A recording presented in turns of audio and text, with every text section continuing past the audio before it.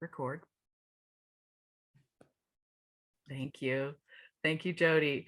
Okay. So go ahead, Jody.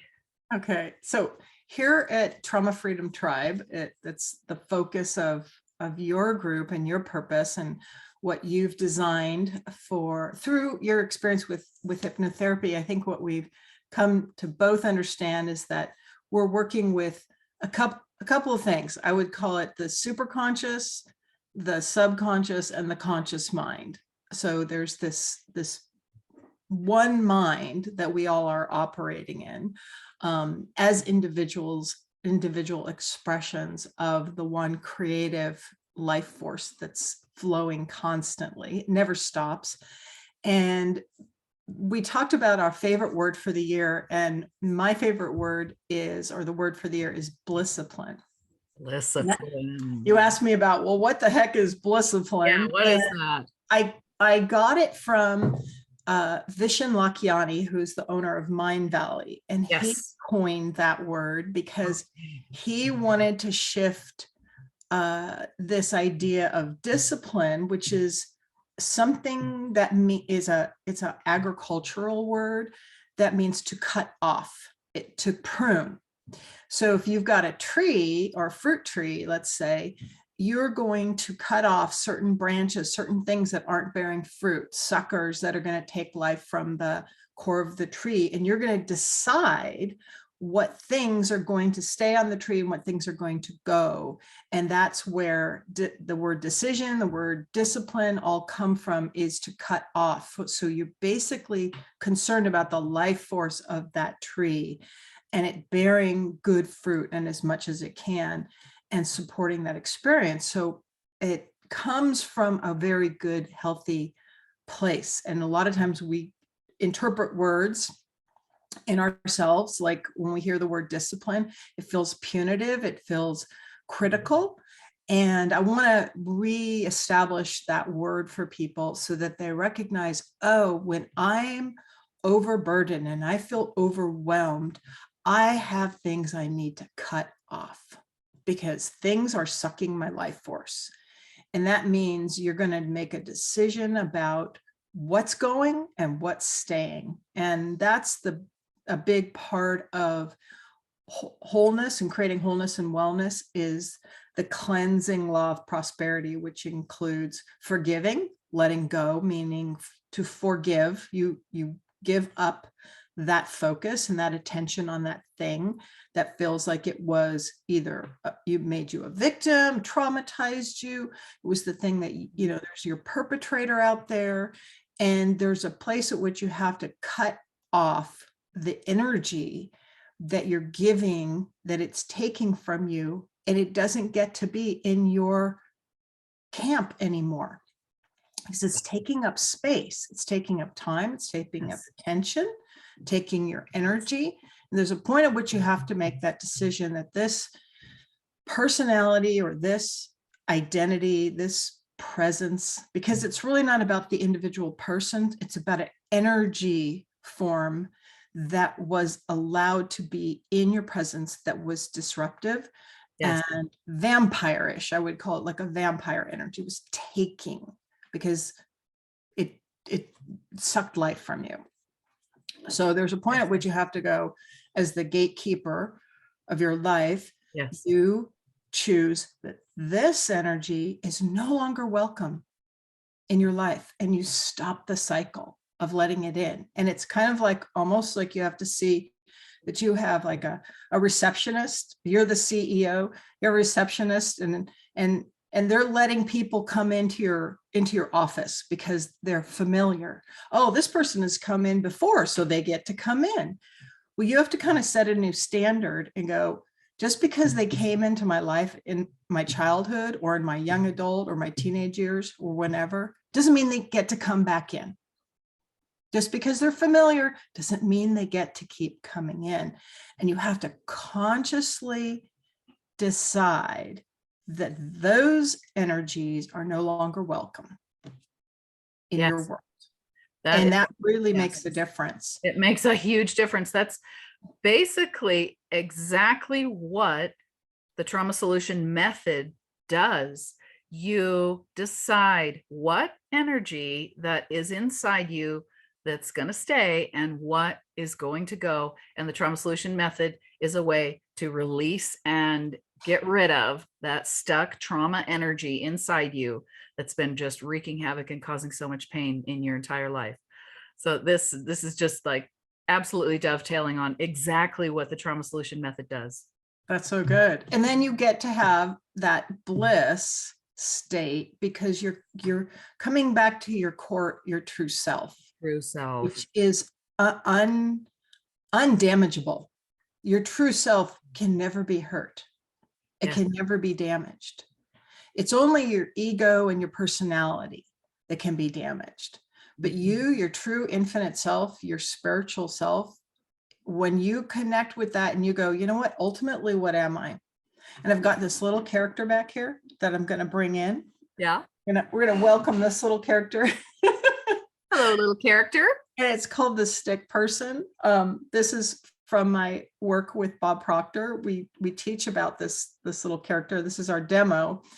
And imagine that there's the cosmic field, like we talk about the quantum field. The field is the invisible life force that is flowing to us 24/7, just constantly unlimited energy. Mm-hmm. Then we have this little head and we have this body and the little legs and hands. And let's just imagine that even though the mind is everything, it's, the mind is not your brain, it's not your head, but we're just going to use this as a demonstration. So it's easy to figure out. And imagine the top part is your conscious, the bottom is your subconscious, and this is your body. And these little antennae are the 5 senses: see, hear, smell, taste, touch. We operate with these antennae. They're huge. I mean, they take up all of our time and attention because we think that's what reality is, right? And we forget that these things are here to serve us, not traumatize us, because we get traumatized by these senses all the time. But they are here to help us navigate in this physical world. But we have a mind that is conscious, subconscious, and superconscious. And what comes into the conscious mind gets planted into the subconscious mind. And this little bar is the gatekeeper. This is the demonstration. Most of the time, this bar doesn't exist in most people, especially in childhood, right? Everything that comes in gets planted right into that little kid. You can tell them anything you want, and it's going to get popped into their lives. It's going to operate in their body, and they're going to take off and run their life and get the results that they get because they are a product of their environment. So it's our job to go, okay, draw a line, go, we need to look at what's in the subconscious mind. And then we have to take stock. Is everything that's been planted in there for our benefit? Probably not, right?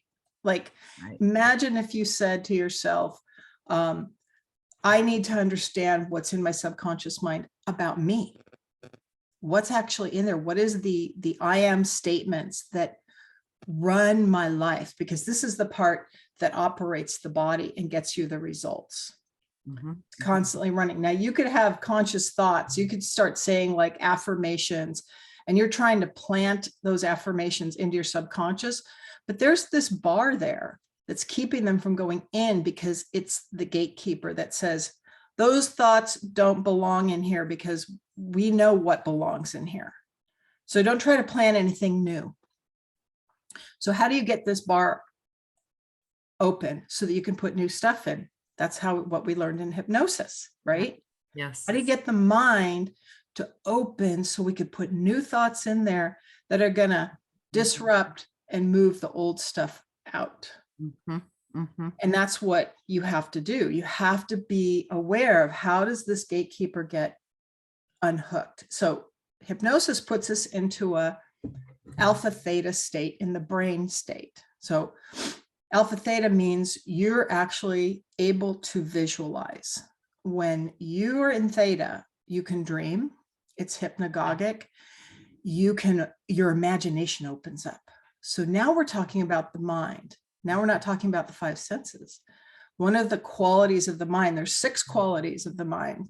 There's the imagination, there's the intuition, there's perception, there's reason, there's will, and there's memory. Those 6 powers of the mind are our superpowers. We have to understand how to operate those appropriately, because our imagination can re-traumatize us. We can fantasize about things in the past and keep reliving them and never get out of the hypnotic trance that we've got ourselves into. And so then you come along, Susie, with trauma solution and go, we're just going to stop that. We're going to stop running that movie in the mind, and we're going to have a new movie. And people get really amazed. I'm sure you've had people amazed, like, you stopped that movie for me. It's not running anymore. Yes, it's like when you release that stuck trauma inside you, the mind just instantly responds with releasing that program. And how does the whole neurology feel? Just like you mentioned, joy, absolute joy. It is like a rush of fantastic feelings. It's a relief. It's very uplifting and inspiring. Yeah. I equate it a lot to, like, if you had a thorn in your foot and you're walking around and you can get used to it. The thorn is there. It's painful every time you step, but a lot of people have a thorn in their foot and they just think, well, that's the way it is. But honestly, if you just stop and pull that thorn out, what a relief. And the pain is gone and your foot heals. Yeah. You might even have an infection, but you can still deal with that. Right. Right. Exactly. So it's really important that people understand how their mind works, so they don't get traumatized by their own mind. And I really appreciate how much you are an advocate for people to help them manage their own mind, so that it doesn't just run them, because we are the ones that are supposed to be in charge of our own minds and what gets in and what doesn't get in. So that gatekeeper aspect is really important. You can't be mindless about what energies come and go. A lot of times I'll use an example of like a theater, like it's your theater. This is the theater of your life. And you get to decide who's on your front row, who's all the way to the back row, and who even gets to come in. I love it. Love that. That's right. That's right. Right. And you're choosing, once you really gain control of your thoughts, then you're choosing what you're playing on the screen in the theater. Yeah. And it's very powerful. It's very empowering to come to that level of knowing yourself and seeing life on these terms. Well, sometimes it means physically breaking up with the energy first. You're literally breaking up with that energy, because if it's showing up in a human, in a person, they're manifesting the energy. It's because it's what's familiar and it's what's being allowed in the energetic frequency. So they're going to manifest it. Somebody's going to manifest that for you, because you said they're part of the character scene in this movie that I've got. They're part of the scene. And you're like, wait a minute, we're going to write that out of the movie. That no longer gets to be part of it. And when I did that for sociopathic people, narcissistic people, borderline personality people, these are deep core, like really insidious vampire energies. I'm like, they are definitely not coming into this scene. They don't get to be in here. And you have to tell your subconscious what gets to come in. And you go, okay, it's going to start listening. And especially if you write it down. And let's talk about the power of writing things down. Yes, very powerful. Really powerful to actually take a card and write down exactly in a descriptive way that actually paints a picture. If you can't see a picture in your description of what you want, you can't communicate it to your subconscious mind. You can't communicate it to your higher mind, because you think in pictures. If there's no picture, there's no result. You can't get there. So this is so important that people describe their reality. That's why vision boards are helpful. They're describing the reality they want, in an image so that they sync with that image, right? And they're no longer identified as an image that they don't want to be identified with. And that self-image is part of our job, to describe ourselves at the highest level of alignment. I mean, the sky's the limit.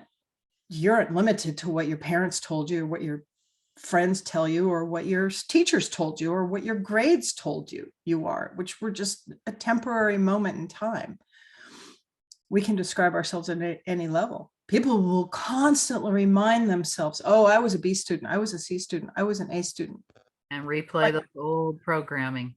Yeah. And so sometimes it serves you, sometimes it doesn't, but why base your identity on something that happened in a short period of time?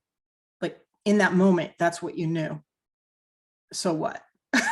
You're an infinite being. You can tap into any consciousness you want to tap into. So we can decide, that's that thing, and decide for that feeling of being in joy and bliss when we go, oh, these energies are no longer welcome in my life. And the people who come into my life, I did a clearing with regards to men. So the statement was, men are, finish the statement, men are. And everything I just wrote down just to get what I saw subconsciously. And one of the things I wrote down was, men are less than women. I had that in me. So then I realized, oh, well, that's the kind of men that are going to show up in my life. The less than men, the ones who are underserving, the ones who are always showing up in a derogatory way. They're going to prove, I'm going to prove that this is how men are. And so they're going to show up that way for me. So then I changed it. I was like, I'm going to clear that. I'm going to move it to men are equal, balancing, and harmonious. I got to decide. And all of a sudden, all these different men came into my life. Yep. Who were that exact description. Yep. I'm like, you know, because there's a lot of men haters out there who in the women world, because we've been victimized them and we want to label them, and we just keep repeating the same story. So if we just describe men differently, you know, there's a lot of this toxic masculinity. I'm like, I don't want to talk about that because I'm going to create more of it. Exactly. So I'm going to describe men in a way that is healthy for them, healthy for me, and we live in a equitable, harmonious, and balancing way. Really beneficial. This is being a conscious creator. Yeah. And when you really learn this skill, because it is a skill, it's something you practice and you can get really good at it, you are so empowered because you know how to consciously create your reality that you're living in. Yeah. It's incredible. And another one is around money. Like what comes after money is, and you just start looking at what's in your subconscious, you write it out, just kind of free form, even with your non-dominant hand, just let it go. Stream of consciousness would be like, well, that's interesting. And then you've got to flip it.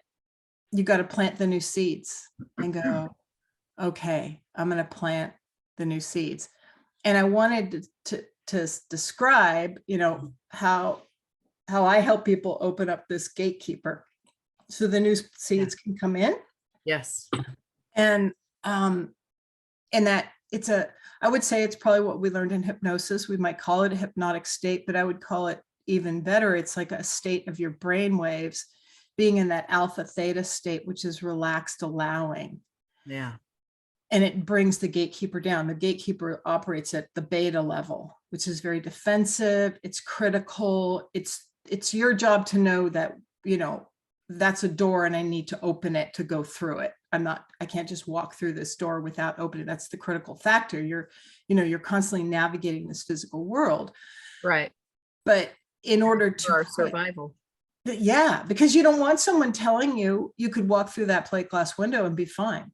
And it's dangerous. And yeah, you don't want to be fooled into that. And so there's a reason why we have the critical factor on board. And it's very important and necessary. And we don't want to get rid of that. No, but we have to know how to change the program. Right. And, you know, it's kind of like your the way you do it in trauma solution, it is important. Maybe you could describe how you help people open up that gate and allow the new ideas to come in and the old ideas to leave. Well, we get very specific about, and I like your technique with the card, writing it down, because that's a wonderful way to get very specific about your current beliefs. And then we go deep inside into the subconscious mind, working with symbols, and we release those things and then bring in high vibrational energy, your true self, your true power, empowering you with self-acceptance, self-love, self-awareness, and all of that transforms the situation that you're in. You come out of that. Every one of my clients is just amazed. I'm sure you've had the same experience with clients. They come out and they're just like, oh my gosh, they're empowered. They feel joyous. The problem literally dissolves. They don't have that issue anymore. And it's just absolutely incredible. And so when someone really understands how to do this, wow, the sky's the limit. Yeah. Yeah. So empowering. So let me ask you this. Is what you're describing to us, is this BLISSIPLINE? I would say that's why I follow along with that idea, is that you're doing something that brings you to bliss because you're going for joy. You're basically following your fastest path to joy, Yes. Which is something that my one of my mentors, Matthew David Hurtado, talks about, is follow your fastest path to joy. Where's your joyful expression? And seek that path. Seek to be on that path, because that's a frequency, it's a vibration, the path you're on. It's the radio station you turn to, it's the TV station you turn to. So you have to look at, what am I ingesting from YouTube, Facebook, TV, audio, whatever, your own thoughts. Yep. What am I ingesting? Yep. And change the channel. Yes. Change the channel. Be like, you know what? I'm not going to watch that shit anymore. I'm not going to listen to that crap anymore. I'm going to be real mindful of the words in the music that I listen to. Listen to the words in most music and go, do I want to plant that into my subconscious mind? Right. Most of them, no. They're all talking about trauma. They're talking about some bullshit like story of their human life that didn't go right, or they're gonna music. Yeah. Oh my God. It's just not coming from a creative place. It's coming from a victim place. Oh, we could have a whole entire Trauma Talks episode on this, how our current pop culture all over, it's trauma responses.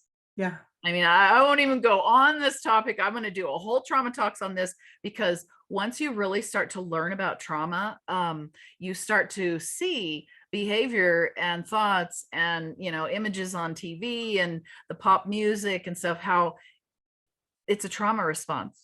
Yeah. But I want to stay focused on our topic today, which is discipline. And one more little nuance that comes to mind, because when I think of the word discipline, I think of something that's a routine that you do every day, whether it's, brushing your teeth, making your bed, that type of thing. It's a daily routine. And BLISSIPLINE, making the pursuit of bliss into your daily routine. Am I on the right path with thinking that? Well, in the idea that discipline brings you to a state of bliss. So they're collaborative. And if you're going to, let's say, brush your teeth, you're going to take care of your oral hygiene. You're going to take care of your physical self, not because it's some kind of task that you're putting on yourself, but it's because you're harmonizing with wellness, wholeness. I know that when I do this gets me more of this. And there's a real conscious creation that you're doing. You're coming from wholeness. You're creating from wholeness, not from lack or from wanting. Because if you create from wanting and from lack and from a place of I don't have, you're creating from that energy. So you have to move yourself to a state of I'm whole already. The evidence, the physical evidence that's showing up is just based on old thinking of the past. It has nothing to do with actually who I am. Evidence appearing real is just thoughts that came into form from the past. So somebody thought this little guy into existence in their mind first, drew it out, then decided to figure out how to sculpt it, and here it is. It's great. It was in his mind before it became this. Yes. So how do we change this? We have to have a new thought. If we want it to look different, I'm like, not so sure I like that design. Not sure. So I like this physical reality. So when you start playing with what's a new version that I want to create? How do I want my bank account to look? It looks like this right now. My relationships look like this right now. When I wake up in the morning, before I open my eyes, I'm like, what am I creating today? When I get up and I walk through that door, I'm going to walk into the new day that I'm creating. Not just the old hamster wheel, Groundhog Day, open the window, it's the same thing.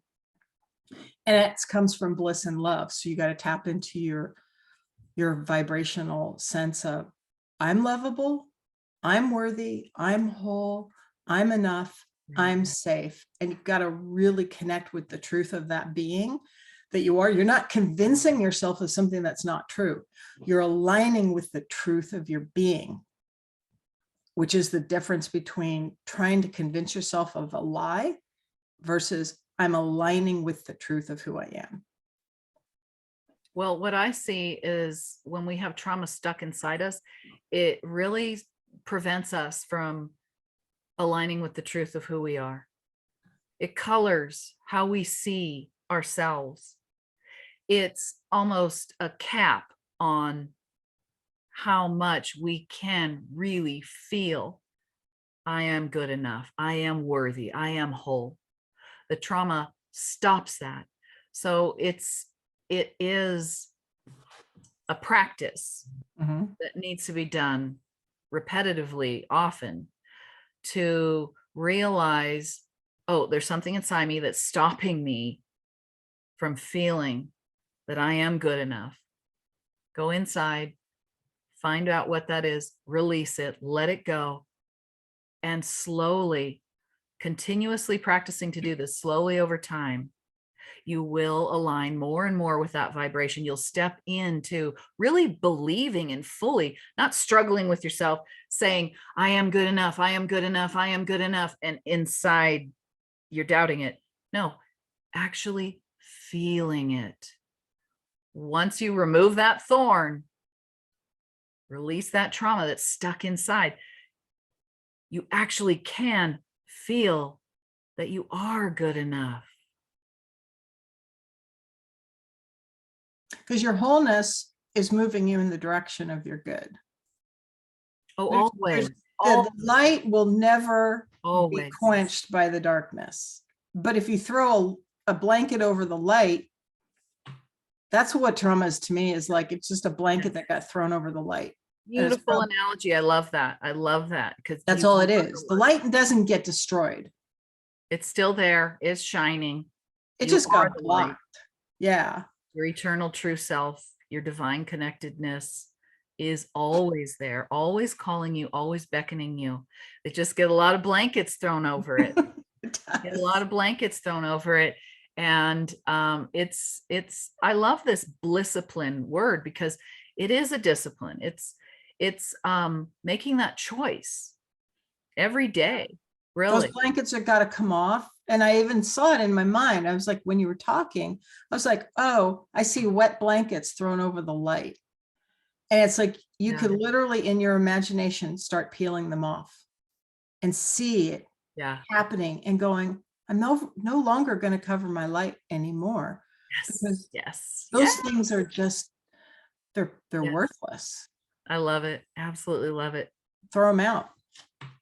And start getting used to being this aware of your divine self. I mean, you can ask for it. You can ask for it and it will respond. and things will happen so that that light completely becomes brighter and brighter and brighter. And I think everybody has had, like we were just talking, quote unquote, trauma coming out of a womb, a baby coming out of a womb. Birth is like our first trauma. Yeah. You know, it's a tough road that you were this divine consciousness, came into a form of a human being, and then got pushed through a birth canal or extracted from the womb through surgery. That's a pretty intense arrival. Welcome to life, baby. Welcome to this human life. I'm always saying, if you're alive right now in 2023, you've got trauma. Come on. Let's just admit it. So, you know, and then being able to stand in that identity. So we have to decide, who am I? Am I my trauma? Hell no. Am I human? No. This is going away. This is temporary vehicle of transport. I'm like, this is my little space suit that lets me function on this planet right now. And I'm only here for a tiny, tiny bit of time. So what the hell? What am I here for? Am I here to like wake up, go to work, get a retirement and die? And maybe have a couple of vacations? Really? Much more than that. Oh my God, you got to examine the reality, because we're in a program that serves the culture that we were raised in.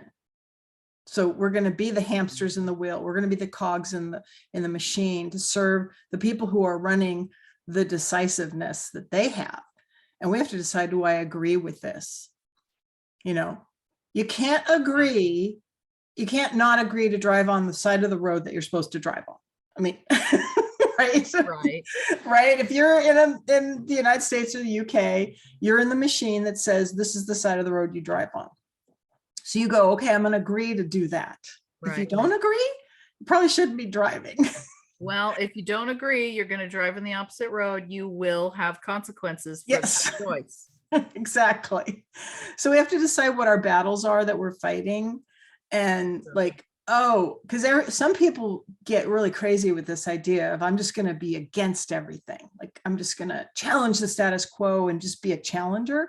We have to be a creative challenger. Like, really, what's worth the battle? And to me, it's the self-image that you hold of yourself, because there's a battle going on inside for your consciousness. Oh, yes. And, right? Yeah. There's a battle inside for your consciousness, and there's voices in there that want to tell you how not okay you are. And if you really listen to those voices, they're not your voice. Mm-mm. They were programmed into you. Yeah. It's the meaning we made of the situation based on the circumstance we were in. And unfortunately, a lot of the circumstances we're in now, our culture now, it's a very toxic culture. Well, it's designed to move us to our consciousness of our non-toxic self, because it's contrast, right? Abraham talks about contrast. Yeah. Oh, the contrast is designed to move us into the wholeness, so that we won't, you know, if you're standing next to a cactus, it's probably not where you should be. I hear you.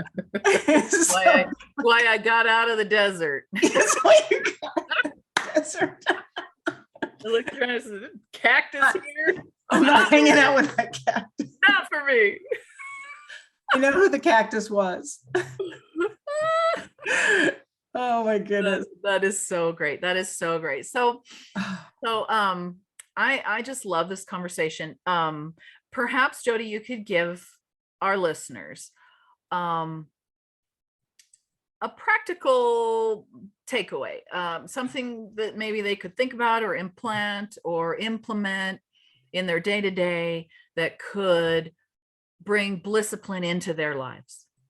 Well, one thing that I want to kind of, I would say, this is a direction that I constantly reaffirm with people, is if you have a practice of being still and allowing, just being still and learning how to be the observer of your thoughts, learning how to be the observer of your circumstances without reacting.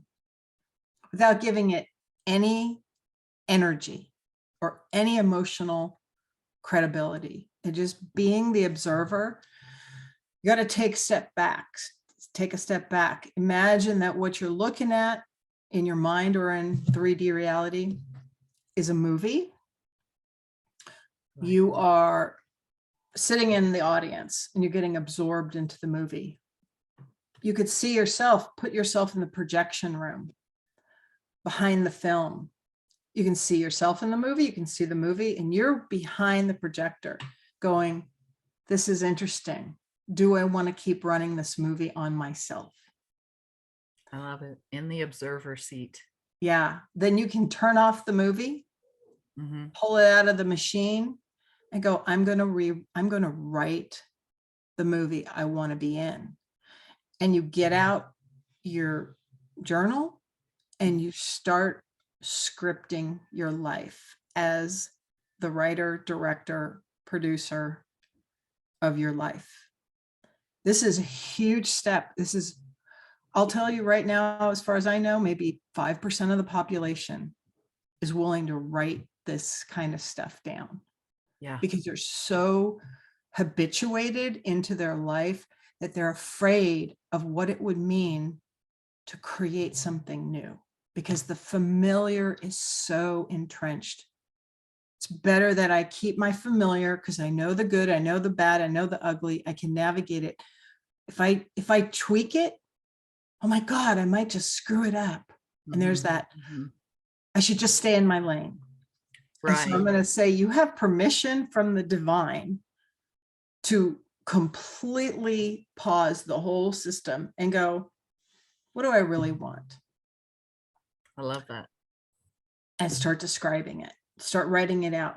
Because what happens when you start describing it and imagining it, you're sending that message straight into the subconscious, you're moving it into the superconscious, and all these things start operating in new ways. And one of the best ways to initiate this is to do a cleaning out process in your environment. Get rid of stuff that you haven't worn, you haven't read, that's clean. Do a cleansing process and intentionally make voids that will receive new, beautiful energy that you intend to receive. So that would be the cleansing law of prosperity. Yeah, I love that. It's definitely part of the trauma solution program. Cleaning out your environment. When you embark on the program, you begin cleaning the inner trauma out, but it's also reflected in your reality. And then you start cleaning out your closet, cleaning out unwanted, unnecessary things in the kitchen, etc.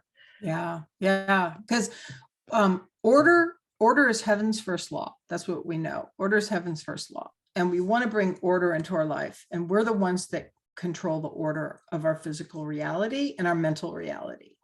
So we get to decide, hey, anything that triggers me, reminds me of something, you go, okay, let's look at this thing. Let's de-trigger it. Let's okay, so if, people have a lot of weird triggers, colors, smells, sounds, whatever, photographs, you got to unhook from that trigger and go, I'm not going to let this thing run my life or run my neurology. This thing does not get to control how I feel, think, or respond. You have to take back control and then decide, are you worth keeping? Yeah. And this is like being the director of the whole movie. When you imagine what it takes to create a movie, everything is decided upon by the director. Yes. Yeah, by the director. That's what resolving your trauma is, when the trauma no longer controls your life. Resolving your trauma. And it's a step by step. It begins with becoming aware. Oh, this thing is controlling me. For example, the color red makes you angry, and then you're acting out of anger. When you begin to feel pain from that, that's when you step back and realize red is triggering for me. What can I do about it? That's when you begin to go inside and you do the inner work. You don't have to do it alone. There are many, many people helping people release their traumas. There are a lot of incredible healers. There are a lot of amazing healers right here in the Trauma Freedom Tribe that can help you go down and release that trauma. And then the color red doesn't control you anymore. Yeah, has no power over you anymore. No power over you anymore. And you have empowered yourself. You're more the true you, which is that high functioning, highly organized self that is always there for you. The light that had the blanket on it. You remove that blanket. Yeah. It's incredible. I have a story I want to tell. Yes, let's hear this. I would say it's a combination of everything we've been talking about, plus using the imagination. I was on a little tram, like a tram in Utah, Salt Lake City, Utah. It was like a public transportation. You had to have tickets to get on. And a police officer would come on and check everybody's tickets to make sure they were buying, because you could just hop on. You didn't really have to go buy anything. Nobody would check. You just have them. So he was checking. Okay. The doors closed, so he was riding to the next stop. And he says to me, standing right in front of me, he says to me, I said, how are you doing today? And he goes, I hate being on this train because I'm claustrophobic. And I'm thinking to myself, you have a job? It's like putting you in this thing. I go, how would you like to get rid of it? Launching. Ooh. Like and he goes, sure. And I said, literally, this is happening in seconds. I said, this is great. Where is it in your body? And he points to a spot in his body. I go, what color is it? And he tells me the color. I said, I want you to grab it and pull it out. Yes. Pull it out. Just start pulling it out. Just imagine you're pulling out. Pull it out. I said, we're going to keep doing this until you come to the root and you can feel it and it's tugging. And I want you to yank on that root. And I want you to put the whole thing in your hand and notice the spin. It's spinning. It's energy. Energy is always moving. Which way is it spinning? Yeah. He goes, it's counterclockwise. I go, I want you to grab it and I want you to spin it the other way. Wonderful. So important to spin it. Yeah. Reverse the spin. Notice the color it's becoming. And then put it back in your body. And he's like, oh my God, what did you just do? And I said, do you feel claustrophobic in here anymore? He's like, no, it's gone. Fantastic. Like that. So I didn't have to, I just took the energy out, changed the spin, let him put it back in. And he's like, I'm fine. Energy is movement. Mind is movement. Yes. The body is the manifestation of that movement. Absolutely. That is absolutely amazing. And it really is that simple. It really can be that simple. Yeah. Because you're basically in charge of the energy that you're running. Yeah. Wow. What a wonderful story. So I always love to tell that story because it was so spontaneous. Yeah. And he was so willing to play with me and have the experience. I love it that he was willing. And there was, I would even go so far as to say the higher self, his higher self knew when he stood next to you, there was a reason that he got the urge to say, God, I feel claustrophobic to you. Yeah. Yeah. Absolutely amazing. I love it. I love this. Well, Jody, I am so grateful to have you here on Trauma Talks in the Trauma Freedom Tribe. You and I could just chat about this stuff all day long. Yes, we could. We could. This, both of us, this is our passion. This is our life. This is what we do. This is what we love. And I'm so grateful for everyone that's been tuning in, that's been watching. If you have any comments or questions for Jody, I'm going to put all of Jody's contact info down in the chat, in the comment section on this video. Please follow Jody. She's on Facebook. She can connect with you. She'd love to connect with anybody further. If you have any other questions for Jody about anything. Yeah, it's been. Susie, I'm going to put a video that I have on one of my YouTube channels called Imagine Results. And I'm going to put the link in there and you can give that to people. And it is a very powerful spiritual alignment awakening 20-minute theta meditation practice that really moves people out of their personal reality, out of their personality, connects them with their divine self, and then allows them to move back into the reality in a form and a way that serves them at their highest good. And one of the things is if we're very attached to our personality, it's what's creating our personal reality. So we have to examine what's programmed in the subconscious mind and stop running the stories on ourselves that don't serve us. Amen. Absolutely. Yep. Thank you. Thank you. I'll definitely post that link. Well, thank you so much, Jody. This has been amazing. You are such a wonderful spirit, such a bright, shining light. So are you. You're doing so much good in this world for all these people. And I really appreciate you pursuing your passion and purpose. Well, thank you. One of my passions and purposes is to see a more trauma-informed society. Yeah. And trauma-free. Oh yes, trauma-free. Well, we're all learning so much. Well, thank you, Jody. Thank you. Have a wonderful rest of your day. You too. All the best to you. Bye for now. Bye-bye. Talk soon.